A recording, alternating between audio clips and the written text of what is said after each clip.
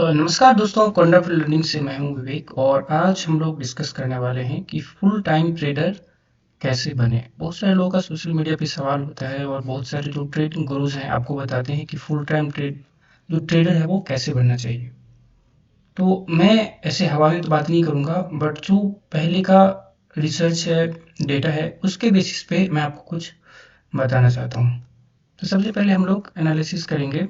ये जो सेबी का मैंने ये जो रिपोर्ट था 2022-2024 का 2 साल का, वो पीडीएफ डाउनलोड किया हुआ था, उसको मैंने समराइज किया है। आप ये देखोगे कि ये एक्चुअल में एफएनओ सेगमेंट में, क्योंकि अब ये तो शेयर मार्केट है अब पूरी तरीके से, ये ऑप्शन मार्केट है। तो जो ऑप्शन में जिन लोगों ने ट्रेड किया था 2 फाइनेंशियल ईयर 2022 से लेकर 2024 तक में, तो 2 साल का जो स्टडी है रेगुलेटर का, वो क्या बोलता है, पहले हम लोग उसको एनालिसिस करेंगे।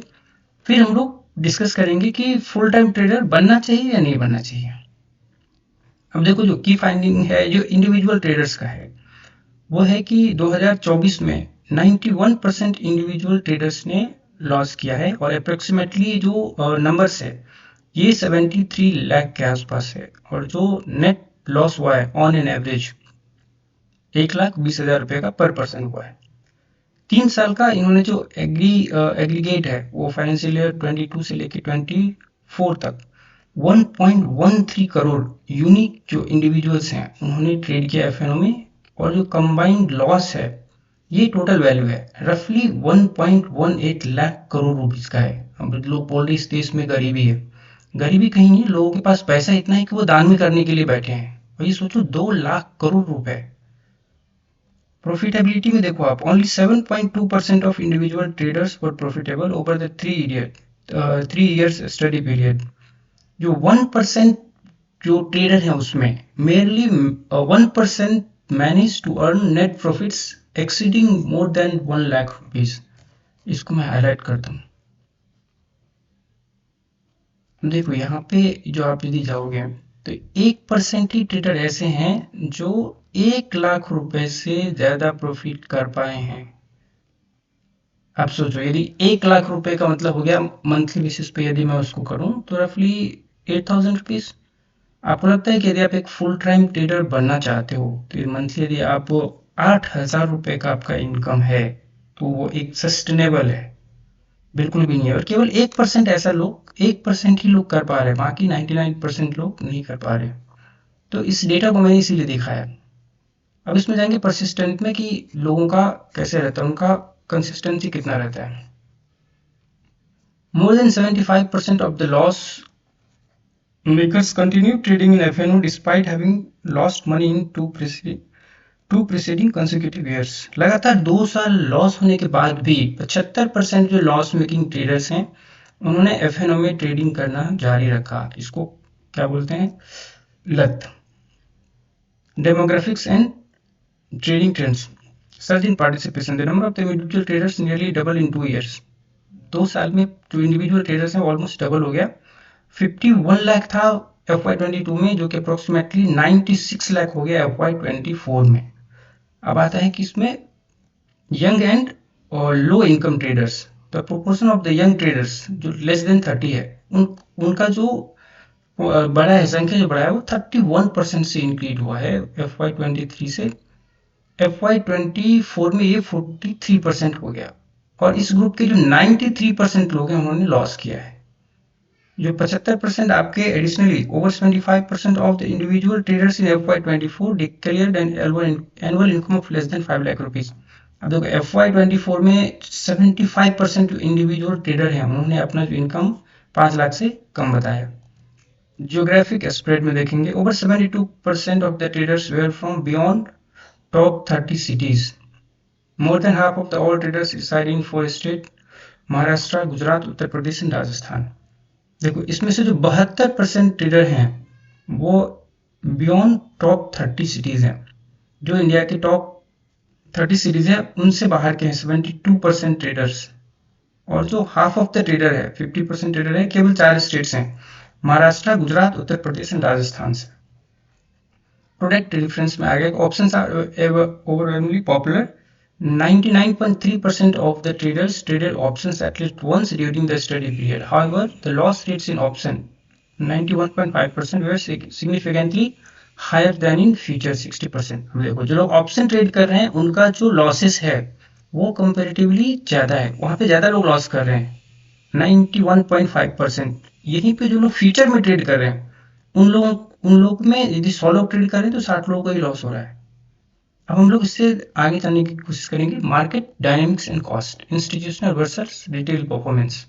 तो वो इंडिविजुअल ट्रेडर्स हैं उन्होंने तो हैवी लॉस किया, बट वहीं पे जो एफपीआईज हैं, फॉरेन इंस्टीट्यूशनल इन्वेस्टर्स हैं, और जो प्रोप्राइटरी ट्रेडर्स हैं उन्होंने 28,000 रुपीज और 33,000 रुपीज का प्रॉफिट किया FY24 में। अब ये जो पहला वाला है 28,000 करोड़, ये है एफपीआईज का, और जो प्रोप्राइटरी ट्रेडर्स हैं वो है 33,000 करोड़ रुपीस का। आप इमेजिन करो 228,000 करोड़, ये रफली 280 अरब रुपए होते हैं।